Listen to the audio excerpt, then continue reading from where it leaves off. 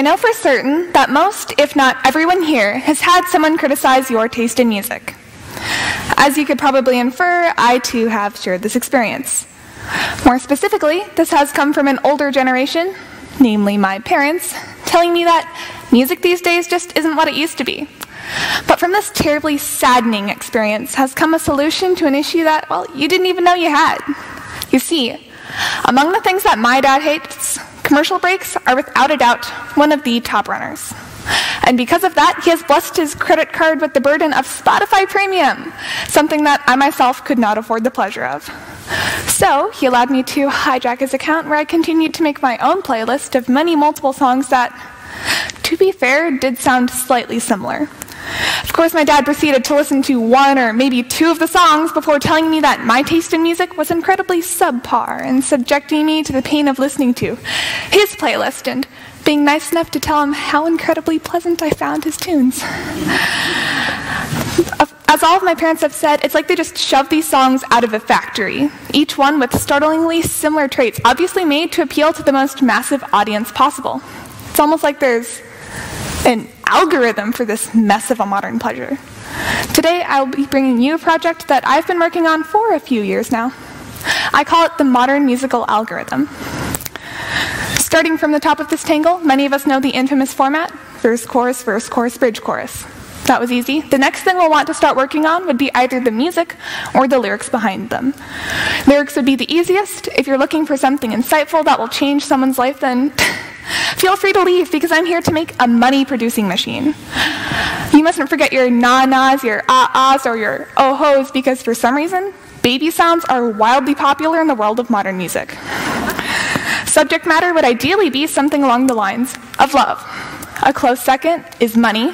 And third, of course, is just general flexing, because for some reason, people love being told that you're better than they are.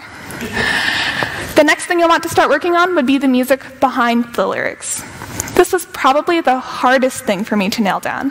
But after listening to Despacito way too many times, I was able to figure out a bit of a way to bypass this struggle. Taking into account the most popular song of the decade, currently standing at over 6.2 billion views on YouTube right now, there were a good few recurring chord progressions that I could box into the method. More specifically, the V-I-V-I-V chord progression, also known as minor 6, 4, 1, 5.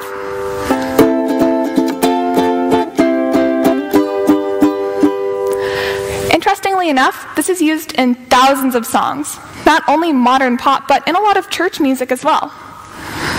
This progression is not only used because it is wildly popular, but it creates a sense of suspense that appeals to your brain, not wanting to hear it unresolved. Twinkle, twinkle, little star. I won't torture you like that, but as you can see, it leaves your brain yearning for a resolution, not wanting to hear this progression unfinished.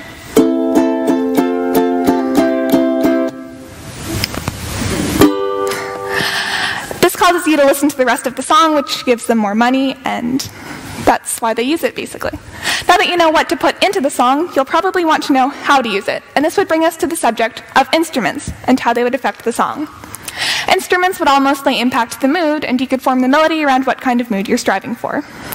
Today, I focused on the two most popular kinds of moods in modern music, them being more heartfelt and emotional, or more poppy, maybe based around a musical break or a beat drop, showcasing the capabilities of the computer rather than the vocals themselves. For a beat drop, you'll want to use almost completely synthetic sounds, maybe processing a sample through a computer. A sample can be anything from the croak of a frog to the voice of a friend. Cropped, auto-tuned, and synthesized, it almost becomes a new instrument for you to use at your disposal. For something more emotional, you'll want to stick to acoustic instruments, or ones that sound like they've remained unprocessed by a computer's forces. The two most popular choices for this would be either a piano or a guitar. You're not going to want this instrument to sound real by any means, but you'll want it to sound more authentic than something completely fabricated. Maybe using an electric version of these instruments or processing or removing frequencies with a digital program would be a smart step to take.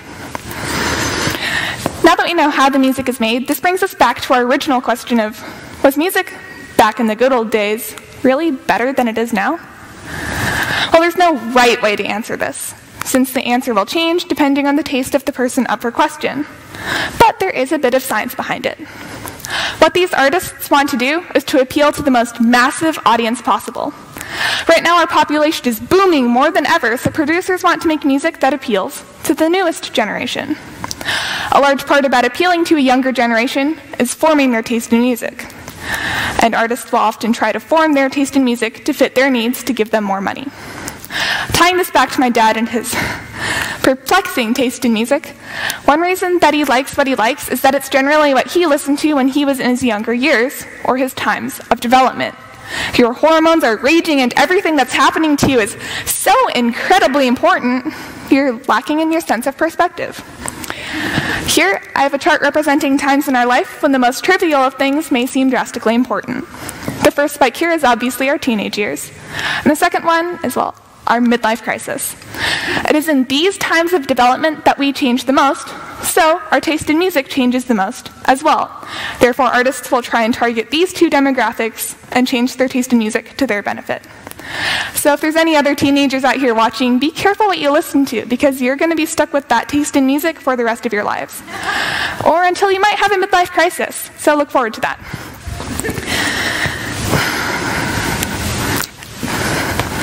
Now that this brings us back to our original question, is music on a downward decline in quality? Generally, no. Music, back then, still followed its own algorithm. If you introduced a kid into the world and only let them hear oldies music through their times of development, then they're probably going to like oldies music more than they like modern pop. But that doesn't mean oldies is any better than modern pop. I feel like people are too hard on modern sounds. Sure, a lot of it does sound the same, but you could easily argue that for any decade or genre. For example, country music. A lot of people would probably say that all country music sounds the same. But those more attuned to the sound of country music would be better at detecting the slight differences and nuances that makes each song unique and fun to listen to. But the most iconic example of uniformity in modern music would probably have to be when the band The Chainsmokers released a song called Something Just Like This, which had a nearly identical chorus to one of their older songs called Roses. But it got over 3 times the amount of hits. And this begs the question, why was one so much more popular than the other if they were basically the same song? There's a few key factors that we can look at, them being the reputation of the artist, the timing of the release, or what was probably the most prominent in this case, dumb luck.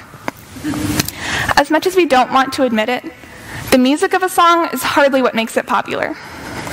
So does that disprove the whole theory of the modern musical algorithm? I'd hope not. Uniformity could easily sound like a negative trait, but there is a reason behind why it works so well.